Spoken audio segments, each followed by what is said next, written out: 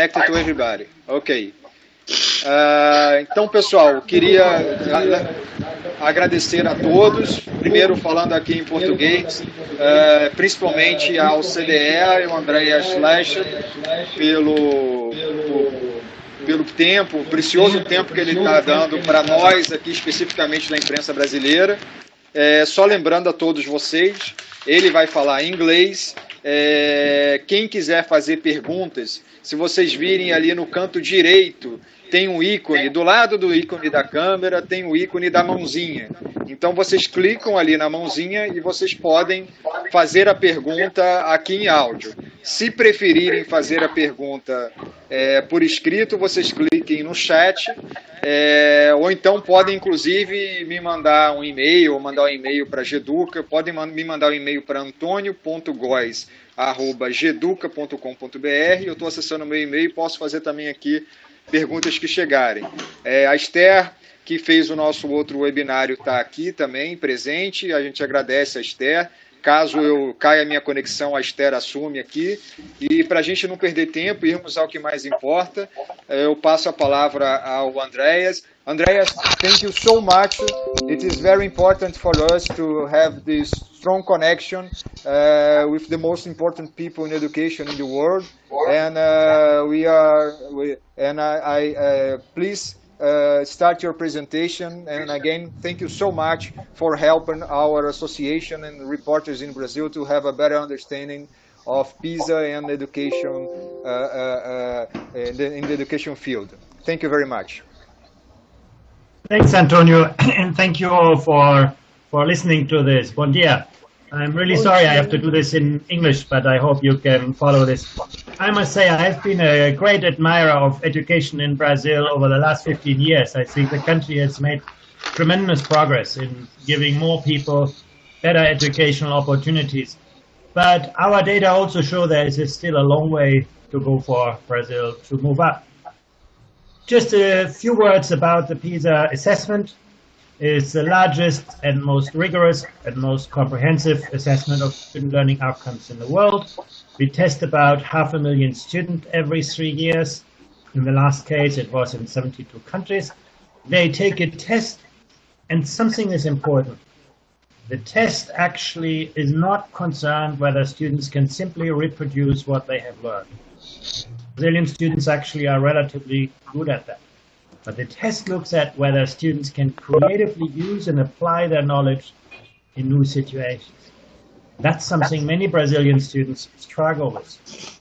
And we then collect a lot of contextual data to better understand and interpret the results. Here's just a map of the countries that took part. In gray, you can see the countries of the OECD, and blue, the countries that took part, the other countries that took part in the assessment, Brazil as well. In fact, Brazil was the very first country beyond the OECD membership that took the PISA test in 2000. We focused on science, and science is not defined just as knowledge in biology, chemistry, physics. But we look at whether students can engage with science-related issues, whether they can interpret situations scientifically, whether they can make evidence-based conclusions. The idea is to test how students can think like a scientist. This is the idea. And here are the results.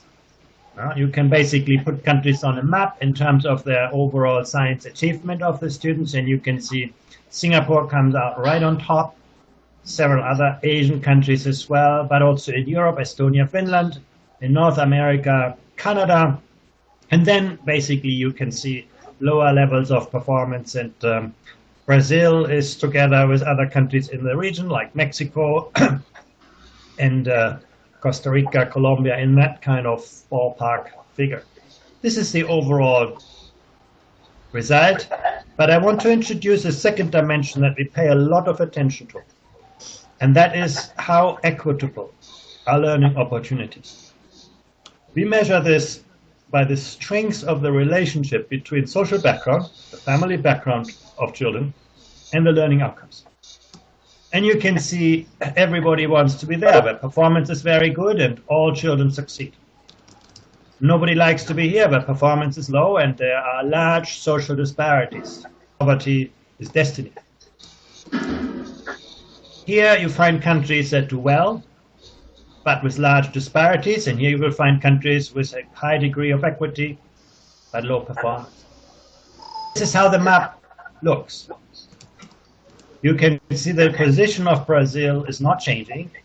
That is, disadvantage is still a major challenge for Brazil, but actually less than in countries like Chile, like Uruguay, or Costa Rica.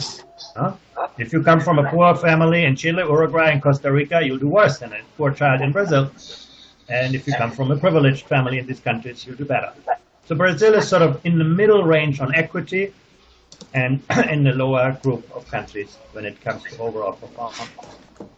Now, how things have been changing. On this chart, you see a group of countries where you can actually see equity and educational opportunities have improved. And look at where Brazil was, and look at where Brazil is now. In 2006, when we did the last science assessment, Brazil was as inequitable as Chile. Today, learning opportunities in Brazil are more fairly distributed. Unfortunately, Brazil was not able to significantly raise the level of outcomes, but it clearly provides a fairer education system than was the case in 2006. So I think this is an important outcome beyond the ranking of countries. But Brazil was not the only country. You can see other countries as well that have been able to close some of the achievement gap, and that is very important. I want to look at this in a little bit more detail with you. On the vertical axis of the chart, you find the Pisa performance. Now, the higher you up, the better the schools come out. On the horizontal axis, you find a summary of the social economic background of a school. Mm-hmm. And every dot that you can see on the chart is one school. Now, the large dots are the larger schools, the smaller dots are the smaller schools. I've also separated public and private schools. Now, the private schools are the ones in blue. And what you can see nicely in the case of Brazil is that the wealthy parents, now the parents, let me just sort of get something for you. You can see these are the wealthier parents here now. That you can see the schools they send their children to are mainly private schools. The more disadvantaged parents have their children in public schools. But, you know, once you draw a line through this, you can actually see that once you account for social background, the difference between public and private schools is not very big.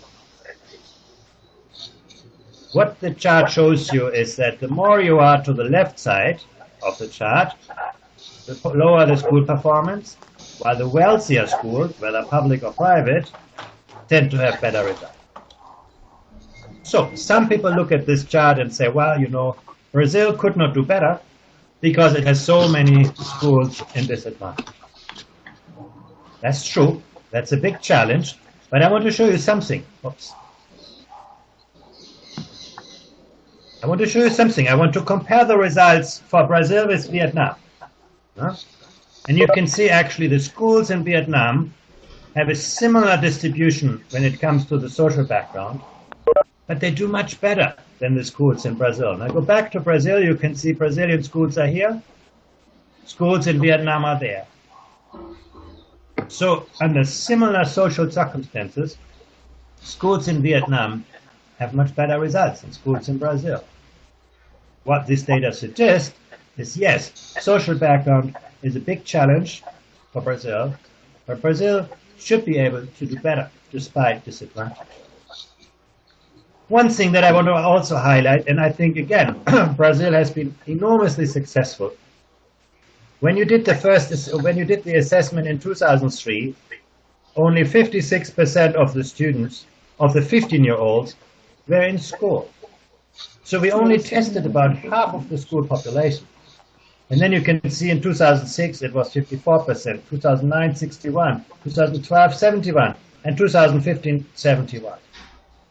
So that is an impressive result. Brazil has been able to increase the share of 15-year-olds that have actually taken part in the PISA assessment and then have an opportunity to go to school. And we need to take that into account. That is something very, very important, and we do that here. You know, in the chart before, I showed you that the performance in Brazil did not increase very much. Now, this is sort of a very small increase. There was a good improvement in equity, but when it comes to performance, you know, the change was not very important. But when you account for the social factors, no, you can see the performance improvement is one of the largest in the world. No, and that is very important. You know, if Brazil would have now, would have had the student population in school that it has today, in 2003, you would have seen a lot lower performance than what you saw. So once you account or adjust for this, actually Brazil has been very successful in raising the quality of education. You know, 30 score points, that distance is about one school year. So in a way that considers the social background of schools, you can say that Brazilian schools today are a year ahead in terms of educational quality where 2006. I know it's complicated, I know it's difficult, but I think it's very, very important to understand that, you know, we cannot just look at the ranking of results. We need to look at the conditions under which they were achieved. And when you do that, you see good improvements in Brazil on equity, and actually also reasonable improvements in terms of the quality of data. But I want to look at this again from the other side. You know, what I do here is I look at science performance by deciles of the PISA social background of students. And you can see here in this red square, I show you the performance of the 10% most disadvantaged students in the Dominican Republic. And in the green triangle, I show you the performance of the 10% of the most privileged 15-year-olds in the Dominican Republic. And what you see is that the wealthy students do better than the poorer ones. No? Looks very clear. But when you do that across countries, you can see that students from similar backgrounds have very different results depending on where they go to school. That is a very, very important part.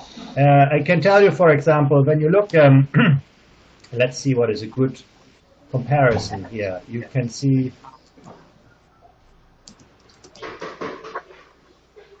yeah, when you let's go to the extreme comparisons. Let's take a country of Vietnam. I already talked about that. No?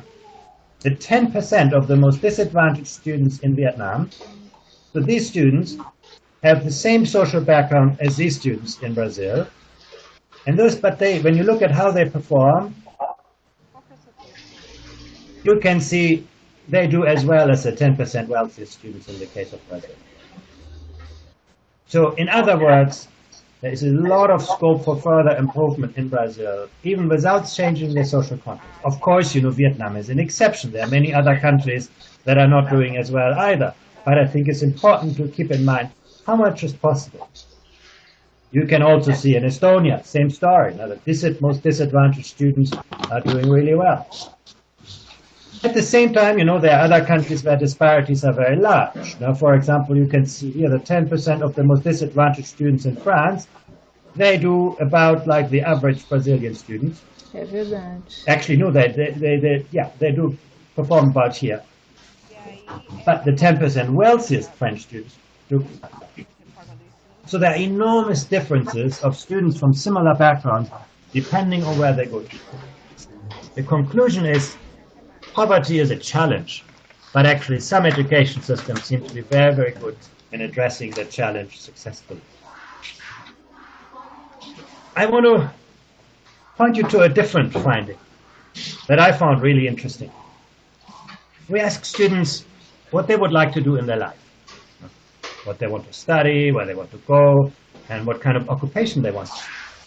And because we tested science, we looked at the share of students who say they expect a career in science. And you can see there's a lot of students in Brazil who basically say, I want to become a scientist. Science and engineering is very popular in Brazil, but also health professionals, information communication technology, and so on. Now, before, when I started my presentation, I showed you how good the performance was in Finland, in Japan, Korea, China, Germany. No? But you look at the share of students who expect to become a scientist in these countries, and you can basically see that those people are doing well on Pisa. They know a lot about science, but they don't want to become scientists. So what is the link between the good results on the test and the lack of an interest in the science and engineering career? Part of the story is about gender. In some of the countries, boys are much more likely to see science as something that will open life opportunities for them. Countries, that is very rare. So there is a gender story. But there is more than that. There is also a level of interest, engagement, and enjoyment. And that is very, very important. Here you can see if students do not enjoy science, their performance on the science score, that's what you can see here on the horizontal axis, does not translate into relating this to their own future. If the students enjoy science more, you can see that the relationship becomes much stronger. This is an important point. You know, helping students to succeed in science, on the test, on knowledge, very important, because without those foundations, they can never become a scientist. But it's important, but not enough. Education systems also need to do better in engaging them in science and helping them to think like a scientist, to see science as something that is important for their life. And countries do very, very differently on those subjects. I want to summarize this. Here in the red circle, I will show countries that do well on the science test. In the violet circle, I will show countries where students believe in the methods of science. You know, they think that science is important to solve daily problems, that science will change its evidence base, that, you know, we need to have very strong evidence to actually study the phenomena of the day.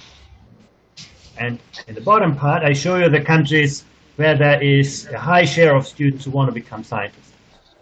And you saw that already on the preceding chart, that percentage is very high in Brazil. But all three ingredients are important. And we can see that countries come out very differently on this.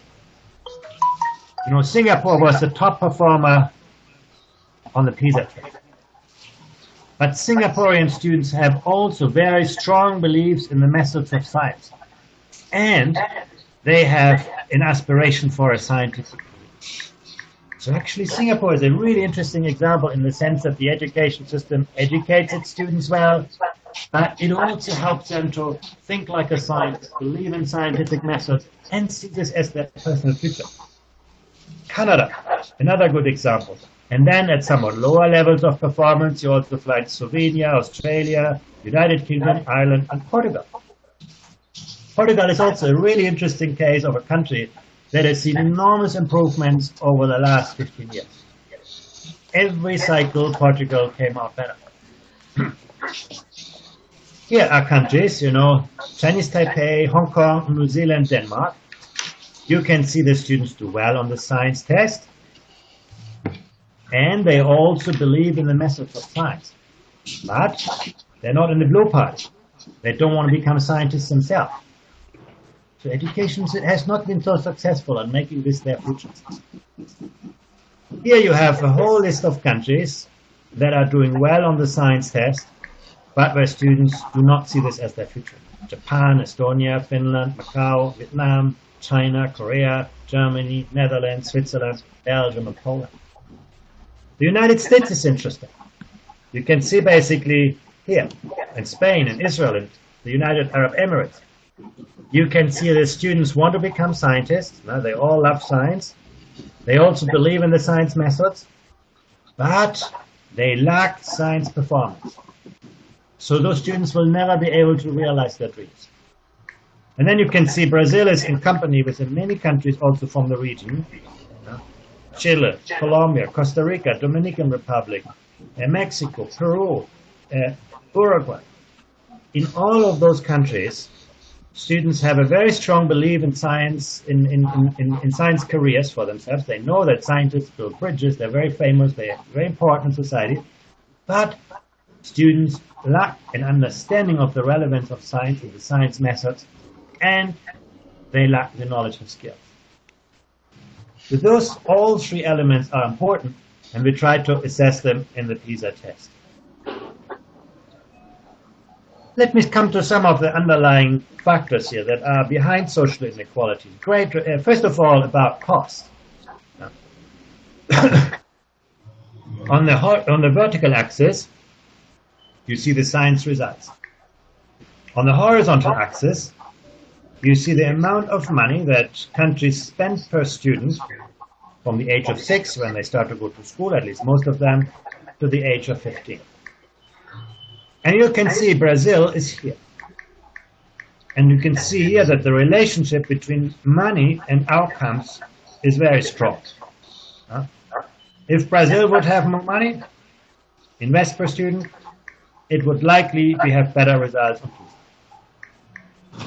But, you know, someday Brazil will become wealthy, will spend more, and then the relationship actually becomes much more modest. And this is a warning sign. You know, money is not a guarantee for success. Money is important, and for a country like Brazil, it will be very important to invest appropriately in its future.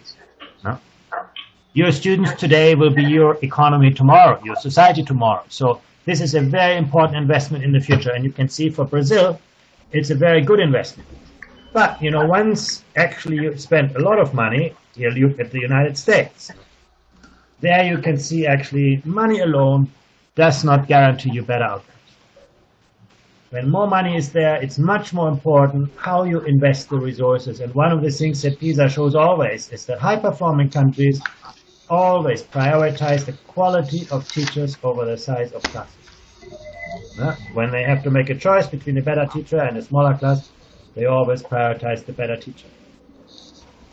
The second point is to attract the resources where they can make most of the difference. And this is an area, you know, where I think Brazil has still quite disappointing results. When you look at how educational resources are distributed, ideally, you would want to be here on the chart, where you can say the more disadvantaged schools will get better resources, more resources, better staff. And Costa Rica is an example of a country where you can, at least it's to say that the education system is neutral to this. But Brazil is here. You can see basically, if you are in a disadvantaged school, you also get much less resources, or you face a greater shortage of education material, and you face a greater shortage of educational staff. So Brazil has not been successful to attract the most talented teachers to the most challenging classrooms and get the best principals for the most difficult schools. This chart is really important. It shows that inequalities in society tend to be reinforced by inequality in resources in the schooling. In the case of Brazil, it's not the only country, but one of the countries where this is actually worse. And actually, South America does very badly on all of this. Now you can see Mexico, for example, Argentina, Peru, many countries in the region, Colombia, where resources are highly inequitably distributed. Here I show you the relationship between the student-staff ratio. Now, how many teachers are there for every student? Or the reverse. And here I show you the class size. Some people say it's the same. No, the class size reflects the student-staff ratio. But this chart shows you it's not the case. I want to give you an example. You take Singapore or Japan. They have a similar class size in Brazil. Not quite, but almost. Quite similar. But you can see in the case of Brazil, there are much fewer teachers available than in the case of Singapore and Japan. The student-staff ratio in Singapore is here. The student-staff ratio in Brazil is here. What does this mean? Well, it means in Brazil, teachers have very little time to do other things than teaching. They're very busy teaching one lesson after the other lesson. In the case of Singapore and Japan, teachers have much more time to engage with students, to work with parents, to prepare themselves, to prepare the lessons, to engage in professional collaboration and career development. In the case of Singapore, every teacher will spend at least 100 hours every year to advance their careers and so on. So this is an important finding, that actually the class size in Brazil is not exceptionally large. Now, there are countries like China with much larger classes, or Vietnam. But the way teachers are allocated, I think, makes it very difficult for teachers to take the time it needs to actually prepare their teaching well. The last point I want to make is about learning time and science performance. The Pisa results are very clear. If you would spend more hours science learning in Brazil, students would do better and schools would do better. In each country, science hours or learning time is a very important predictor for better performance. But when you look at this across countries, something very funny appears. The relationship turns negative. Finland, Germany, Switzerland. Among the countries with the least learning time, students don't have long hours and still very good results. And here you can see the United Arab Emirates, where students have very long days and results are not so good. So how do you bring those things together? I told you before, in Brazil, in every country, more hours give better results. But when I look at this across countries, it is the other way around. Well, the answer to the puzzle is that results are always the product of the quantity of teaching, the hours, and the quality of teaching. Quality of teaching. Let's have a look at this. Here you can see the hours that students spend learning, and you can see in Brazil actually it's not very low. Brazil is more on the high end of hours actually spent in school and also in homework. But when you look at the productivity, how much science achievement is related to each hour of learning, you can see Brazil could improve by a large margin, raising the black door to where it is here in the case of Finland or Germany or Switzerland. So this is about the quality of teaching, quality of learning. There's a lot that Brazil still needs to do, not just to give students more time, but also to improve the quality of learning. And I think I leave it here so that we have enough time for discussion. I wanted to show you a little bit more about public and private schools, but the results are not so important because they don't reveal very large differences. So maybe it's time for us to have questions from you.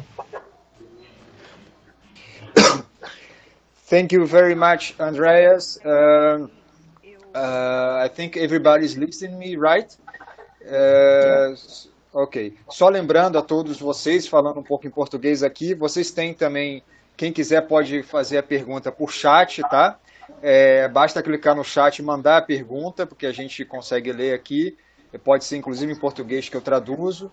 E, por favor, quem não estiver falando, dá no unmute no microfone. Tá dando muita interferência às vezes, então assim, quem não tiver, eu vou fazer uma primeira pergunta agora, e aí os próximos, por favor, levantem, que queiram levantar a mão, cliquem ali no ícone da mãozinha que fica do lado direito, fica do lado direito aqui embaixo do vídeo, e por favor, ou então, e não esqueçam de colocar o unmute, ou seja, quem for falar, por favor, clique aqui no íconezinho do mute e levante a mãozinha aqui para poder pegar a palavra. Well, Andreas, thank you very much for your presentation. Let me I read the first question about Brazil, because Brazil, as you know, on the latest report, we had a big improvement. OECD said that Brazil had a strong improvement, especially in math. But this time we didn't have this. The improvement did not continue. So, and that raised a lot of questions about when last Pisa, people said that there was a problem with the sample of the Pisa. The sample of the Pisa was not right, so the improvement was not real by that time. And then when we see the results now, that shows that less improvement that we are expecting, people still talking in Brazil if there was a problem with the sample, problema com a amostra dos resultados do PISA comparando 2009 com 2012, e há quem diga que esses resultados foram, os resultados positivos de 2012 foram, na verdade, fruto de uma amostra equivocada. So, can you explain us what's the OECD point of view about the sample in Brazil that explains this change, this change in the shift of improvement, or that's nothing to do with the sample? We have looked at this actually very carefully at the OECD, both in 2012 and in 2015. And we found that the sample in Brazil, in both cases, was accurate. However, we need to be very careful when we look at improvement. We only tested science in 2006 in depth and in 2015 in depth. So the appropriate comparisons to make for science is between 2003 and 2006. For mathematics, from 2006 to 2015. For mathematics, is from 2003 to 2012. And when you do that, results are fairly consistent. That is, there is an improvement in the case of Brazil once you control for the social background. Once again, the sample in Brazil was in both cases appropriately drawn. And if there are fluctuations, they don't relate to the sample beyond the statistical fluctuation. Okay, thank you very much. I have more questions that I received by email, but first I'd like to know if anyone wants to raise a question, please talk now if someone wants to make directly a question to Andreas. I have a question about the presentation. Mr. Schleicher, thank you very much for your talk. I want to know if this presentation will be available for us after the end of this meeting. Yes, absolutely. My colleague Esther is sitting with me in this webinar, and she will be happy to share this with you. And actually, she's the mastermind behind most of this work. Okay, thank you very much. Quem quer fazer uma pergunta? Senão, vou continuar com as perguntas aqui que me chegaram por e-mail.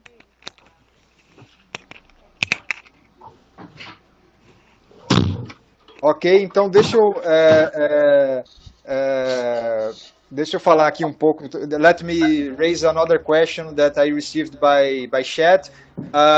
There's someone asking you, Vinicius is asking you to talk more about the difference between private schools and public schools in Brazil.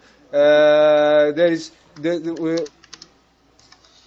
this feeling here that the results of the private schools in Brazil were also not as good as we should expect. In your opinion, this shows that that we have bigger problems. It does not depend on being private or public. We have some structural problems in education in Brazil. Yeah, you look at the results. Just when you look at the test scores, private schools in Brazil perform better than public schools. But once you control for the social economic background of the students in the schools, the difference is actually quite small.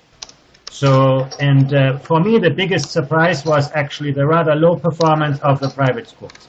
Because those private schools have a very privileged student intake. They should be comparing themselves with schools around the world that have a similar environment, and they cannot compete with this. You know, for a kind of public schools in a rural area with disadvantaged students, I can understand the results for Brazil, but from the private schools in privileged neighborhoods, I would have expected much better results. Okay. I will continue with my questions from the audience. Vou continuar com as perguntas se ninguém quiser falar agora. Se alguém quiser falar, por favor, se clique na mãozinha ou peça a palavra. Caso contrário, eu vou continuar com as perguntas que estão chegando por mensagem.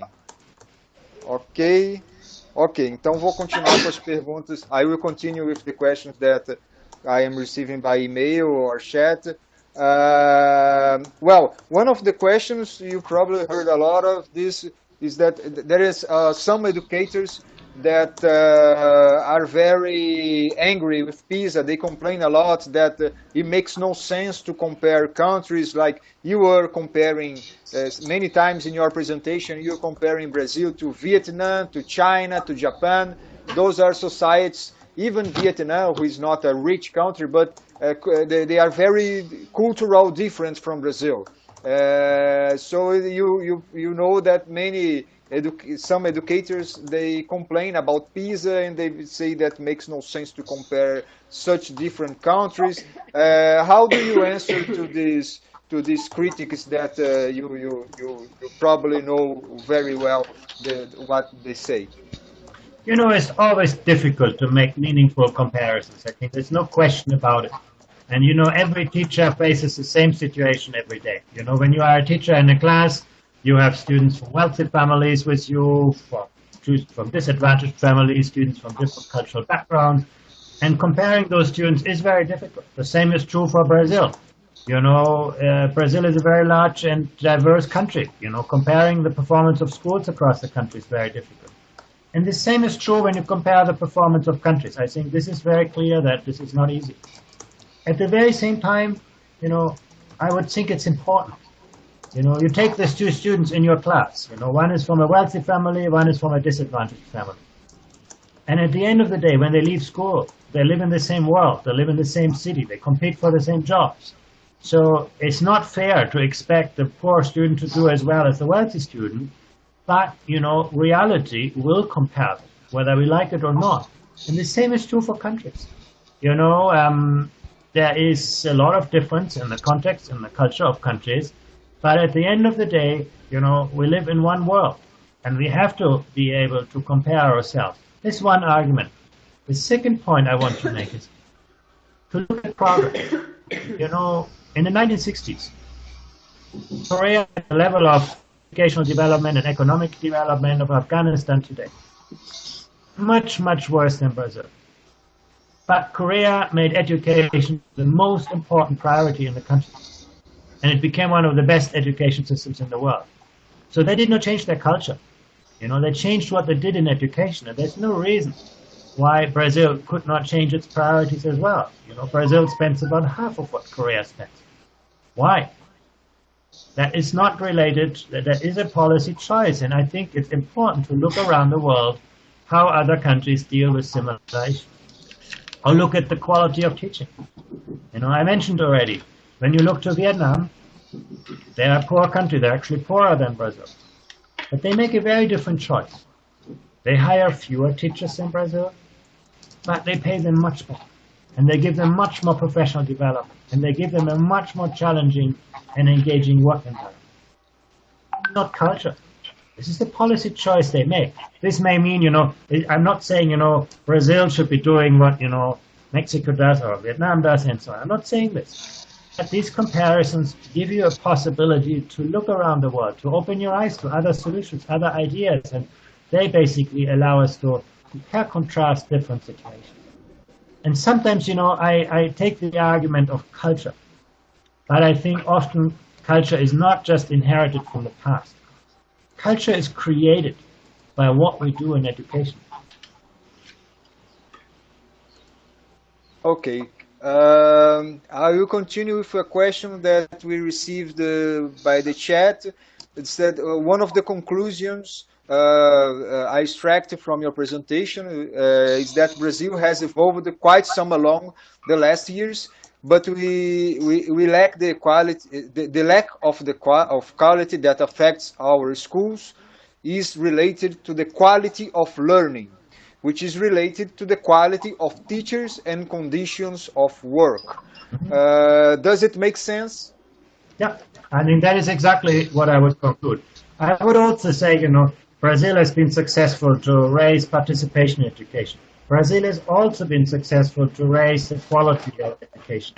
But when you look at the quality and compare it with other countries, it's the quality of learning, the quality of teachers, and the quality of teachers is ultimately a question of the work organization and environment in which teachers work. So I think your conclusion is exactly what I believe is correct. Okay. I have a personal question, is that when we're talking about quality of teaching or around the world, what you see from Pisa, what do we mean by quality of teaching? I mean, are we talking, for instance, about salaries to attract talented young people for the career, or salary, for instance, is not a big issue for trying to attract those teachers, to more talented young people to the teacher career? Well, I think it is important to make teaching financially attractive. And again, most high-performing education systems pay their teachers well and give them good working conditions.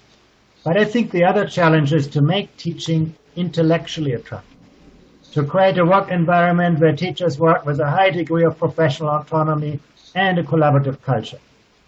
For example, if you go to Shanghai in China, you will see that teachers will spend at least once per week, they will observe another teacher's classroom. At least once per month, they take part in a teacher competition. They constantly engage with the profession, and they contribute not only to their own professional development, but also their colleagues.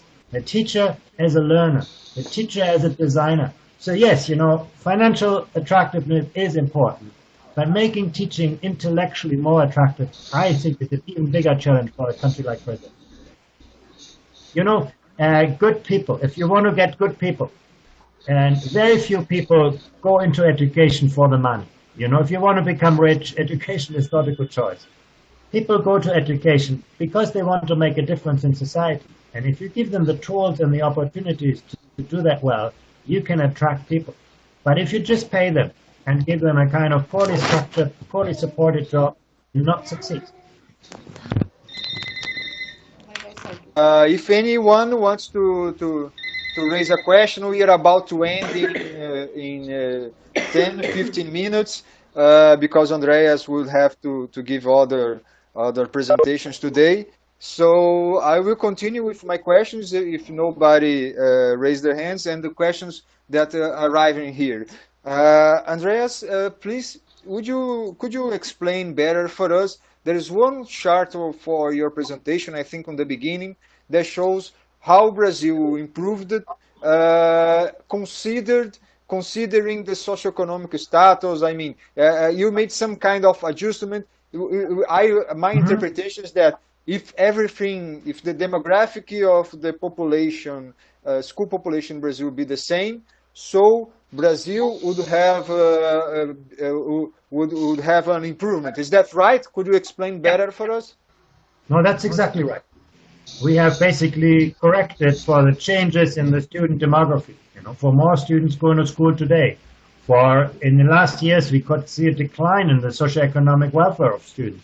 And once you take those things into account, actually, there would be a lot more improvement than what we see.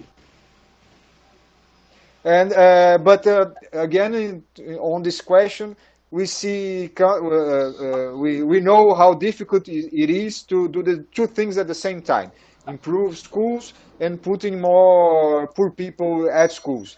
But it seems, when we read the Pisa, that some countries are doing this, doing the same movements at the same time. We see Colombia, Peru. Do you think that it's possible the example of those two countries shows that it's possible to have the two things at the same time, improving outcomes on learning and also improving inclusion of students, or it's very difficult? Well, this is the interesting thing. The comparisons actually provide the evidence. The comparisons show that some countries have been very good at that. You can look at Colombia and Peru. You can look also at Brazil. I think Brazil is also a good example in the category, but you can look at almost every country in East Asia. Whether you look at China, whether you look at Vietnam, Malaysia, Singapore, all of those countries have gone through that process. getting more children into school, and improving the quality of learning. Okay, we have one more question here from the audience. If nobody, we have only 5-10 minutes left, so if nobody will ask any more questions, I will end with this last one.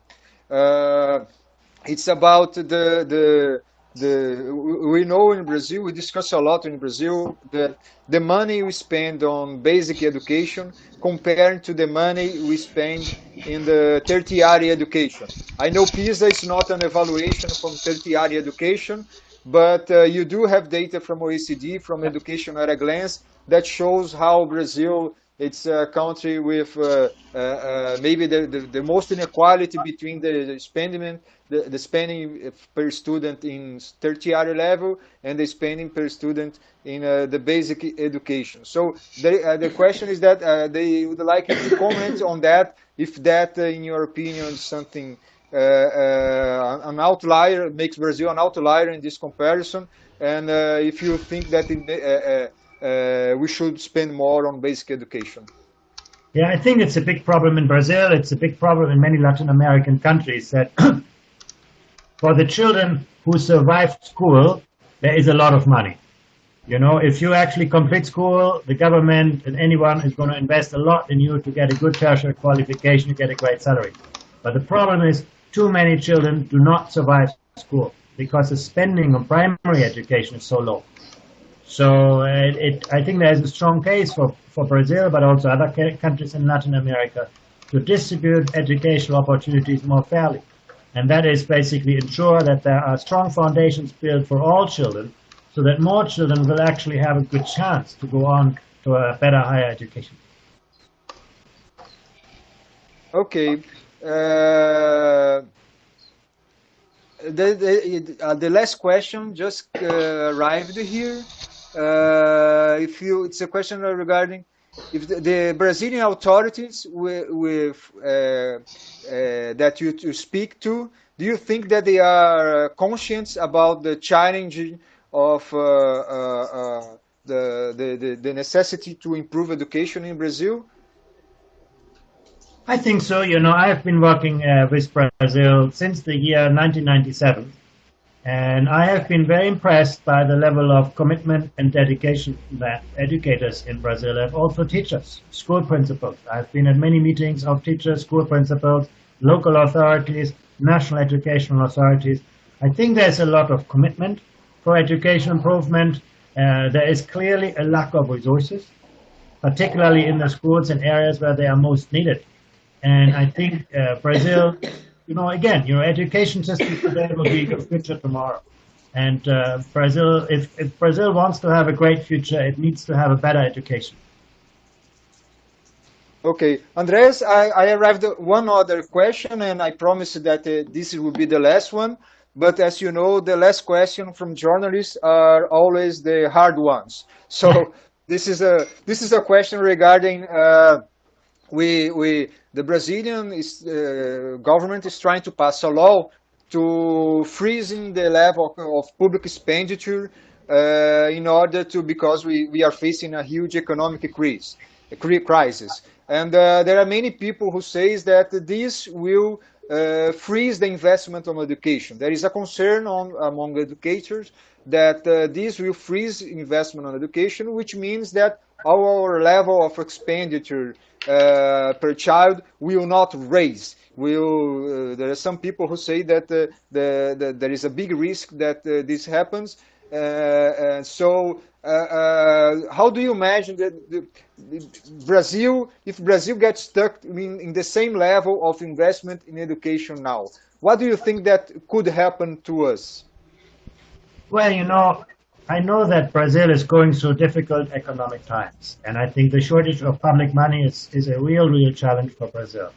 But at the very same time, you know, I think Brazil needs to establish priorities. If Brazil does not raise investment in education and also smart choices of spending that money well, it will be unlikely that it will improve educational outcomes. I think this is something that is very, very clear. You know, and I give you one contrast. Brazil is not the only poor country in the world. There are many countries in difficult circumstances. But if you go, for example, to China, you know, the government, parents, everyone will spend their last money on the future of the country, and that is the education. In Brazil, you know, a lot of the money of the future of the children has already been spent. That's why there is public debt. And I think this is a question of priorities. I understand the economic situation, the financial difficulties. It's a very difficult time for Brazil. But ultimately, it's not about money. It's about priorities. Okay, Andreas, thank you very much for your presentation, for your time. We at Jeduca, we are very happy that we could connect you to Brazilian reporters and all the audience. And I hope I did all the questions that came to me. And I wonder, I ask you from OECD to continue with this partnership with us. That will be very important. Thank you very much. With great pleasure. Thank you very much. Obrigado. Obrigado. Tchau, tchau, gente. Obrigado a todos que participaram. Obrigado.